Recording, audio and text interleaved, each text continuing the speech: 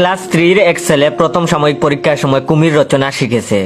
সমস্যা হলো পরীক্ষায় রচনা এলো বাবা মায়ের প্রতি সন্তানের কর্তব্য। তখন সে কি করবে দিশেহারা।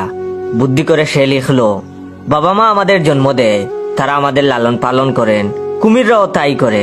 জেনে রাখা ভালো যে কুমির একটা সরীসৃপ প্রাণী, এটি জলে বসবাস করে।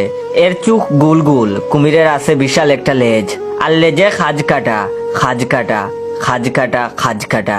এরপরের পরীক্ষায় রচনা এলো গরু।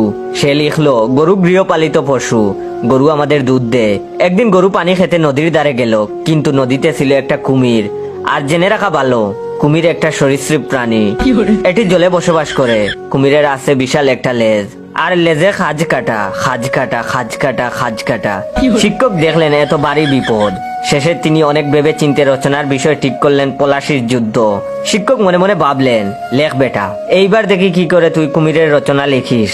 তখন ছাত্র লিখলো, 1857 সালে পলাশির প্রান্তরে ইংরেজ এবং বাংলার শেষ স্বাধীন নবাব সিরাজউদ্দৌলার মধ্যে যুদ্ধ সংগঠিত হয়েছিল।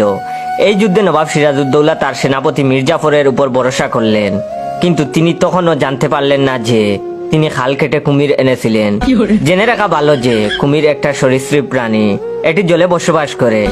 এর চোখ গোল গোল, কুমিরের আছে বিশাল একটা লেজ, আর লেজে খাজ কাটা খাজ কাটা খাজ কাটা খাজ কাটা।